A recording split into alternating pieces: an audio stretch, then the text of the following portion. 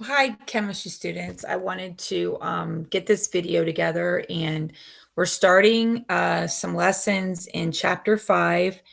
It's going to first start out with how we've gone from the model of the atom. We went from the billiard ball from Dalton to the plum pudding model with Thomson, and then we had the nuclear model from Rutherford.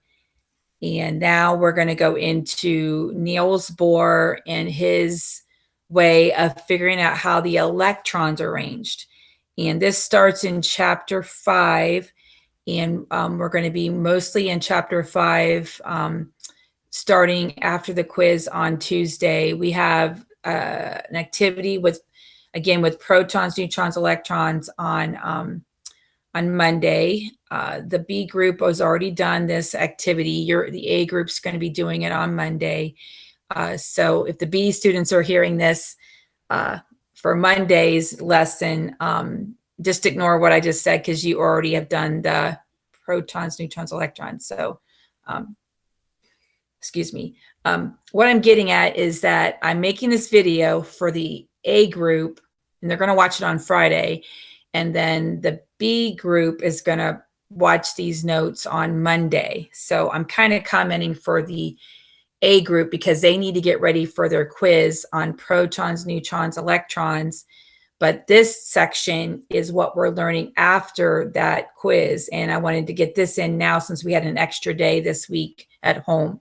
So you guys are getting the notes a little bit earlier than the B group. Okay, so what you're doing is you need to get this page out. Let me switch the camera here. You're going to be getting this page out. This is the very back of your notes packet for the A student, the cohort A. It's the very last few pages. It's called The History of the Atom, Electron Arrangement. It's got this Bohr model. I don't know if you remember seeing this briefly with your biology class where you had the nucleus and then you had electron levels.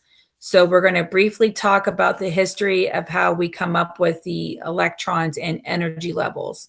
So we're going to be starting with Niels Bohr in 1919, pretty close to right after World War I, and go through these notes. But I have a set of slides that I'm going to use to go through it, and then I'm going to flip back.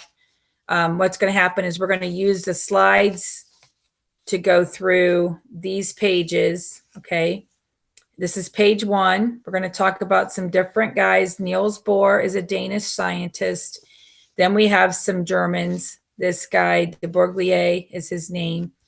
And then the next page, we're going to talk about another European called Edward Schrodinger, and then Werner Heisenberg. These are different scientists in the development of this more electron cloud type model of the electrons. Now, the nucleus has been pretty much the same since Rutherford discovered it, but the electrons have actually been modified. The Bohr thought it was in these rings, but technically they're more in a cloud. And so we're going to be talking about that and filling in these notes, kind of relating it to when you either see like a fan turning in a summer day in an electric fan, or when you drive by on the road, electrons are moving around, but you really don't know exactly where they're at every exact moment. Okay. Anyways, so I wanted to highlight the pages. Okay. You're going to be going through slides with the next to last page with the title. Then we're going to have page 2 with some slides. And then we're going to top on the last page, we're going to have some more slides. And then I'm going to actually show you some things to fill out directly on here. And I'm going to try to draw these and then also show you already pre-written on this last page. This is, well, not the last page. It's actually the third of the 4 pages. Okay. And then we're going to also work on filling this chart out here too at the end. So this is all going to lead us into what we'll start doing after getting a quiz on protons, neutrons, electrons. And when we come in on Tuesday after the quiz, or even on Wednesday, we're going to fill this out. This is a exit like an exit ticket, and it's a review of all the questions. So you might take a look at it, you take a picture of it, you can try to answer it. I know I should have probably given it to you already at the end of this lesson, but I really didn't remember I had it until when I was getting things ready for the next lessons of your next remote week. So we'll be filling this out, like some post questions. But again, this is just a video to take down notes to introducing you to a new topic. You really won't have any homework to go with these notes. Okay, so let's go ahead and look at this.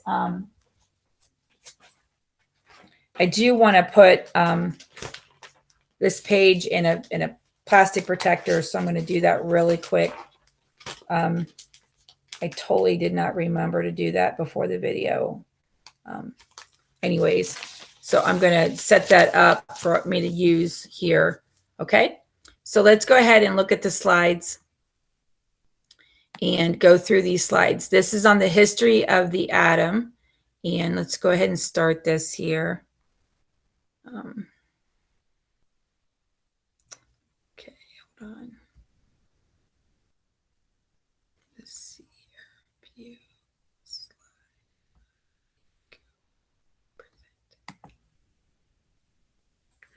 Okay, so these notes are on the history of the atom, and they're with the electron arrangement. And we have Niels Bohr. That's a picture of him. He actually was pretty well involved also with the atomic bomb that unfortunately was given or put to try to end the war, but he was involved with that. He didn't really want to do that, but he was kind of indirectly involved, or at least consulted for it. But this is Niels Bohr, and he was pretty famous. He did get a Nobel Prize, and he is trying to explain the electron levels. And it's basically trying to show here on the far right that we have one level, then we have another level, and then we have a third level. Each of these rings represent more energy levels, and then 4 is the highest level. The higher you go, the more energy levels it is, okay? And then that is the highest energy level. The highest energy is the 4th level. So this Bohr model represents that electrons orbit around the nucleus like planets around the sun. Now, that's still somewhat true in a very simplistic way today, but it's more than just an orbit, okay? But each orbit represents a different energy level. The farther from the nucleus you get, the greater the energy. Okay, so the idea of the orbits is still pretty true in terms of the more simplistic model of the atom. However, they're technically moving around in like an actual 3D space, but we will get with those more technical view of the model here later. So remember, each orbit is a different energy level. Okay, the farther from the nucleus, the greater the energy. Okay, and that is the correct model. That's true. But the part about him saying that the orbit around the nucleus is technically not true, that is now considered wrong. Okay, so he had a really good idea, and it's very simplistic, and many times in every simple junior high or biology class, they will actually draw the electrons on rings like their orbits around the sun. So it's really simplistic, but in all reality, the electrons are not orbiting like a perfect orbit. They're actually moving around in 3-dimensional space. So write those down, the parts that are true and the parts that aren't true, okay, on your paper. Now, the next part is that the Bohr model has some problems. It's just that the Bohr's model actually incorrectly said that electrons have specific places, and that we can predict where the orbits are. Now, that's a good start. Let's just say it was a good start, but it really wasn't true, okay? So as we go on, he figures out that by the mid-1920s, we discovered that Bohr's model really wasn't exactly true. The model needed to be modified, but no one can do it, at least as quickly as, like a couple years. So we're going to go on and look at the big question. The big question was, is an electron a particle or is it a wave? Okay. And we're going to find out that it's both. Okay. The realization led scientists to a new model, and we're going to call that quantum mechanics. That's what we now know. Okay. And what's different about it is Bohr's model was really simplistic, and it really, really helps on a very simplistic level to try to understand how many electrons in every level, but really the electrons are moving around in three-dimensional space, like moving around like bees in a hive, okay? So let's talk about the first guy who helped do this. This is Louis Victor de Broglie. He said that electrons show a wavelength properties. Here's a positive nucleus, and here is a negative energy cloud. And this will be kind of like how the electron is behaving in and around the nucleus, okay? And that would be more like a cloud of an electron in the path inside where it would be moving around. And it's always in motion, the electrons are, okay? The next guy is Erwin Schrodinger, and he is, hold on a second, I'm trying to look at my answers here. He developed a complex math equation to describe electron motion, which is really, really high tech. I don't even think I've ever seen slides about these equations in my own career in college. But basically, it's very complex. Let me show you what it looks like. See all these weird Greek symbols and all kinds of functions that are way beyond regular high school, college type equations. So this is really like what he came up with the process of how the electrons are in motion. Okay. And technically, basically, we're going to say that, and I'm going to give you some more. These are really high tech. We don't really need to understand them. But back in those days in the 1920s, he was actually trying to come up with the energy of electrons and calculate them in these weird equations. Well, this is way beyond that we need to worry about. Okay, we're going to go through them all here real quickly. Didn't realize there were this many in the slides, but the conclusion is that we really have no idea where the electron really is in any given moment. Okay, and they're not in any orbits. They're moving in three-dimensional space. Okay, so the picture on the left, electron cloud, is more accurate to show the electron motion and moving around than the ones on the rings. The rings are more simplistic and very simply try to help understand what level the electrons are in.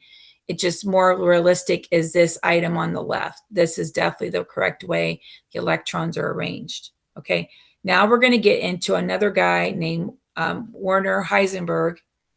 And basically, he has this Heisenberg uncertainty principle.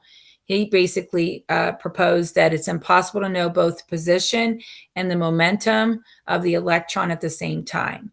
And that's still true today, that both where the electron is and how fast and the direction it's going, we really can't know both at the same time. Okay, it's kind of like these pictures of a car. Can you tell the exact position of the car, which direction it's going, how fast it's going, even if it's moving at all? And here we can see basically that it's stationary, okay? But if we have another picture right here, again, can you tell the exact position of the car, which direction it's going, how fast it's going, if it's moving at all? Now, we can kind of tell that it's moving, but we definitely probably don't know how fast it's going just in the picture. But it's kind of like the same kind of thing. We're actually going to get a probability. Okay, we're going to get we have to use a probability to tell us where the electron is mostly likely located. So it's not exact position, not exact momentum, but we have a probability of finding that electron where it's most likely located. Okay, so we've now gone through 2 pages of the notes. Let's go on to the top of the 3rd page. And this is what we're talking about now, is that these electrons are in 3-dimensional places, almost like bedrooms in a house or an apartment. And we're going to call them orbitals, okay? And this is exactly, if you were a betting person, where would you where would you look for a bee? Wouldn't it be in a hive? Okay. The same kind of thing with electrons. Where would you find electrons? You would find them in an orbital. Okay. Hives is to bees like orbitals are to electrons. It's almost like they're bedrooms in their living space of an atom. Okay. Electrons are like in bedrooms called orbitals, just like bees are in a hive. Okay. Now, an orbital, this is a definition, is a region of space where there is a high probability of finding an electron. Okay. And each orbital can only hold nothing or hold one or hold two electrons. And if you possibly remember when you drew rings around the nuclei, you might have put your electrons in pairs.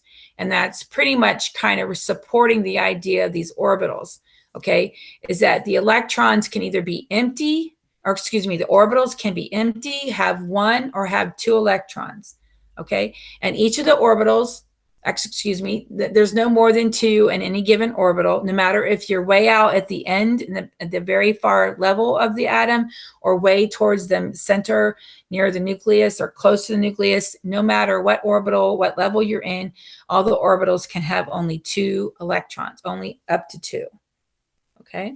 And then orbitals have different sizes, shapes, and names, okay? So what I'm going to do now is I'm going to go into the paper and now complete the slides. So I'm sorry, with my marker, I'm going to go here and switch my camera. Hold on a second here. If I can get this to work here, going back to the meet. Hold on, here we go. So let's switch the camera. I think now you can see, I didn't really actually switch to paper, I guess. So, so now we're going to go into this right here. I'm gonna get it situated, okay? And I hand wrote this out last year. So I'm gonna try to just have you guys use this to write out your notes now. And I'm gonna try to explain it. And then I'm gonna draw a little bit more right here with the model, okay? So let's get this situated, okay. Okay, so we have, sorry for my cord here, okay. We have different types of orbitals. And when we get together on, actually, we're going to wait till probably Tuesday or Wednesday, is I'm going to show you the shapes of them. Okay, we have a spherical type S, and you're going to have only one orbital for S, and you can only have up to one or two electrons because you only have one orbital. And it's always going to be spherical in shape. Okay, they're located in every single energy level, no matter if you're row 1 or row 7, all the way through, everybody's got an S orbital, okay?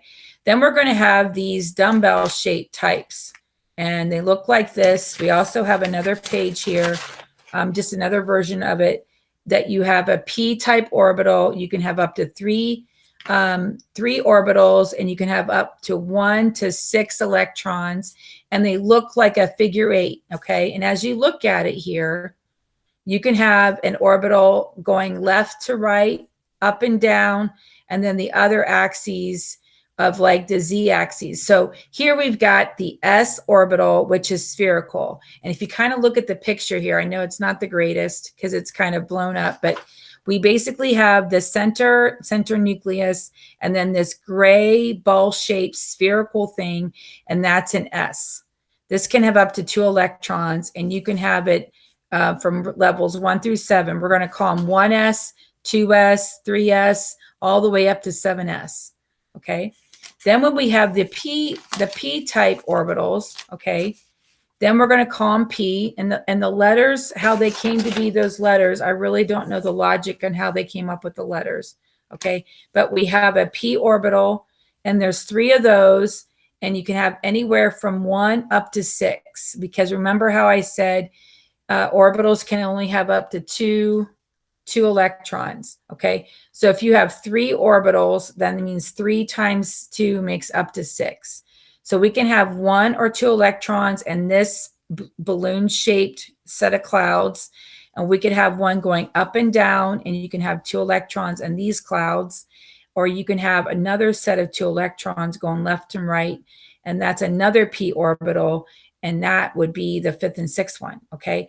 And I'm going to show you these, you know, eventually when we get back together, but each of these little balloons have up to 2 electrons, okay? So each one of these have 2, and what happens is they overlap around the nucleus, and I'll try to draw them out one here in a minute.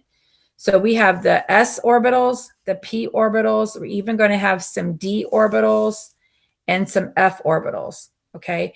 And each one of these have an odd number of orbitals. S has 1, p's have 3, d's have 5, and f's have 7, okay? And when you have 1 orbital, you can double it to 2. When you have 3 orbitals, you can double it up to 6. When you have 5 orbitals, you're going to double it up to 10, but you could have anywhere from 1 to 10, okay? And then the f orbitals have anywhere from 1 to 14. Now, we're not going to be too worried about the f orbitals. I will show you some over the next couple weeks, but we're going to be looking at the s spherical type, the dumbbell types. These are called dumbbells. The p type dumbbells, there's 3 of them. There's 3 orbitals for the p orbitals, and then we have actual 5 orbitals.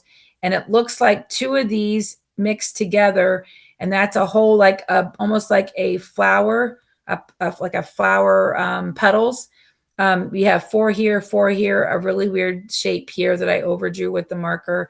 And then we have a couple flat ones, and then this really weird one, but there's 5 of them. And you can have 2 electrons in each of these balloon-shaped structures.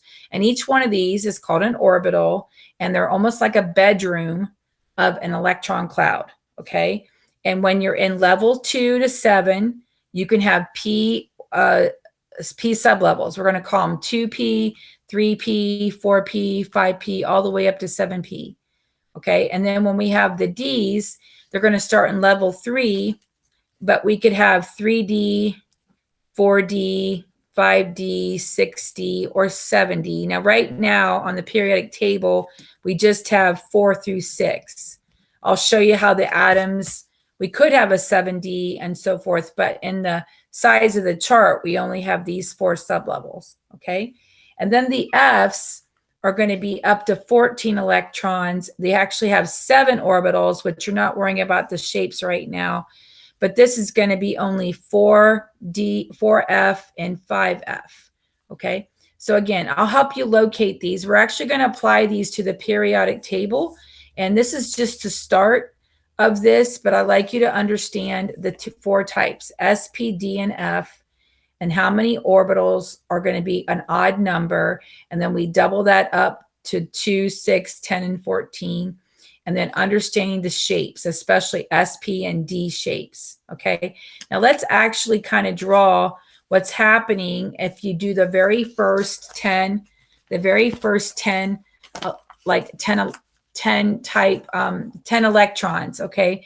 So like on the periodic table, if we looked at, like, say, hydrogen, we did hydrogen or helium, or even did lithium, maybe even oxygen or neon, we're talking about the first 2 levels, okay? So what's going to happen first, and I'm going to get a couple markers here, okay? Let me get my markers real quick, okay?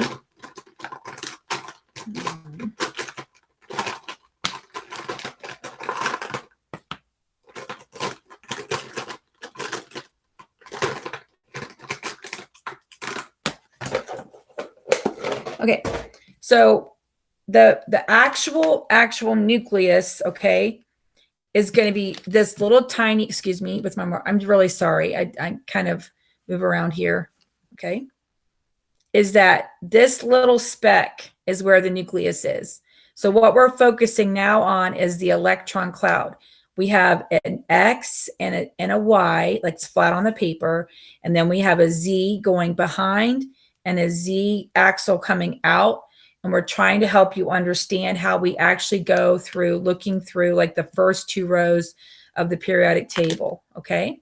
So let's just start here with the very first level we said was that you have an S, and that you either can have 1 orbital and you can have up to 2 electrons, 1 or 2 electrons, and it's spherical in shape, okay? We talked about that. And so what's going to happen is we just basically put the first level with a spherical shape, just like I'm doing here, okay? And then we're going to then talk about the next level of electrons, okay? And hydrogen and helium are in the first row of the periodic table. So basically the electrons is just going to be in the 1s, okay? Then we're going to have lithium and then oxygen and neon all the way over. That is row 2. And what happens is that we're going to first have a, this is going to be the 1s here, okay, the 1s. And I'm sorry, my markers are really bad. I need to get a better marker here. Okay, so this is going to be the 1s.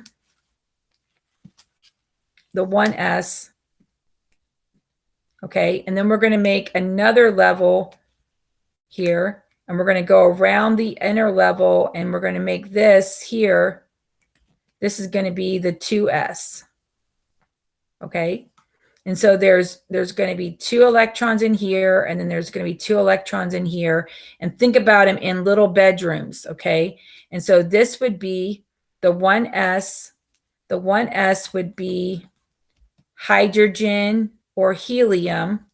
Okay, and then the 2s on the periodic table is going to be lithium or beryllium.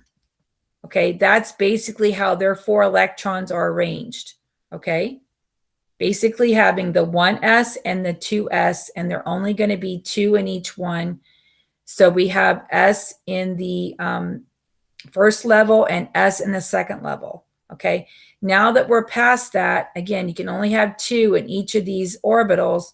We now have to go on and make the next type, which is in row 2.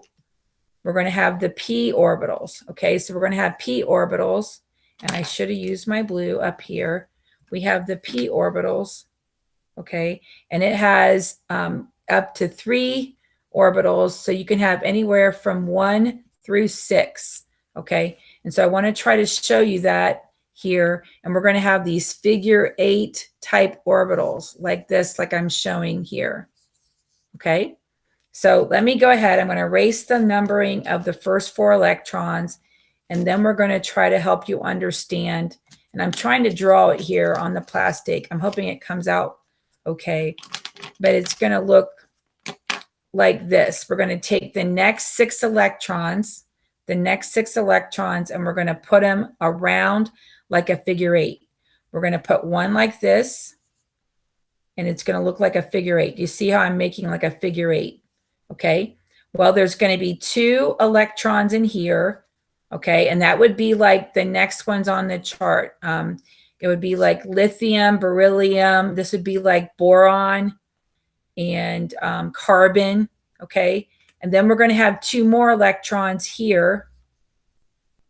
2 electrons in here. Okay, and that's going to be, and see, this is a p orbital.